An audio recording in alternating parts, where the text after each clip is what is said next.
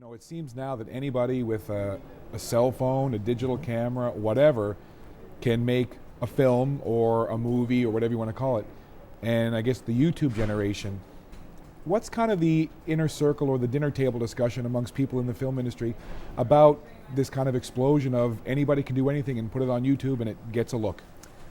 Yeah, let's be polite here, because some of these people might want to buy my film someday. I mean, the vast majority of it is unmitigated garbage. I mean, they're not filmmakers. That's like somebody saying, you know what, I read a law book, I'm going to go defend a serial killer, and I'll get him off. No. You know, you have to respect the craft of whatever anybody does. You drive a truck, you dig a ditch, you practice law, you open heart surgery. I mean, you can read about open heart surgery on the internet. I wouldn't want, if you did, you operating on me. Exactly. And so all these people, the UFO thing was real. The UFO sort of subcultures had people making these independent films for years. And what they would do is they'd sit down with a camera and a microphone, interview a guy, that's a film. So they get used to that. And I would try to explain to them there's a reason why 95% of UFO films are garbage, because they're not made by filmmakers.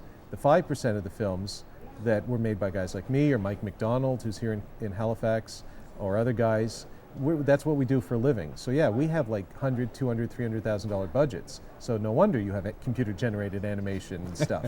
Surprise, we didn't do that for the $20 and a bottle of beer that this guy did it for. That's right. So in one sense, they're not filmmakers, but in another sense, it's the democratization of the way people make and record images and tell stories, and I'm all for it. Because I watch a lot of stuff on YouTube that from a technical point of view is garbage, but it's just fun to watch. Yeah. And the stories are usually weird and crazy and stuff, but sometimes they actually work.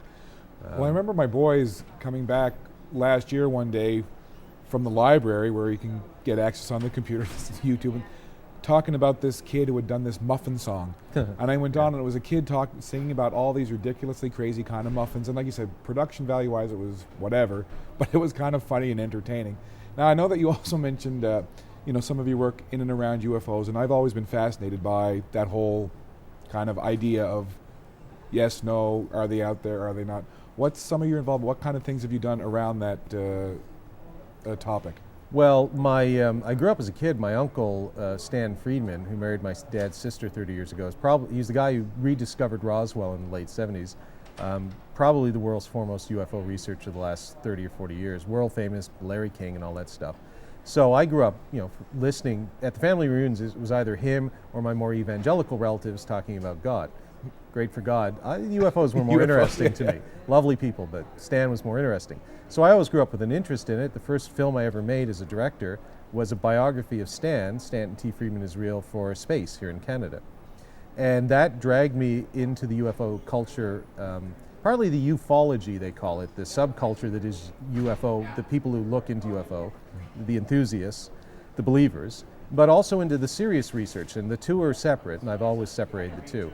Eventually, I kind of withdrew from ufology because I'd came, saw, conquered, thank you, but the serious research stuff I'm still interested in.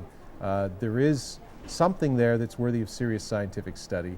That's a 2-hour-long interview somewhere else.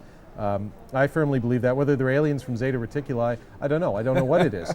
Could be an unexplained atmospheric phenomenon we don't know about. Yeah. Could be, and now you see science speculating about, not speculating, saying it's probable that extra dimensions exist.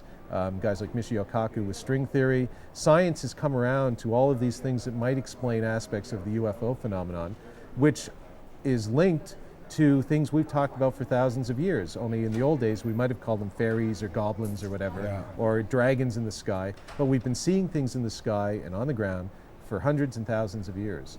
And there's a role there for science to play, rather than just dismissing the claims of people who say they've seen stuff. That's just the people. Then you look at the actual hard data, radar data, physical evidence. It's out there, science just doesn't want to look at it. And that's a very long story. Yeah. So that's the kind of stuff that interests me about the UFO phenomenon now. And I do like going to conferences because they do know how to party. So. Well, I remember as being a kid, there was a show on called UFO Project, and I used to watch it intently. Then when it was over, I'd shut the curtains. Yeah.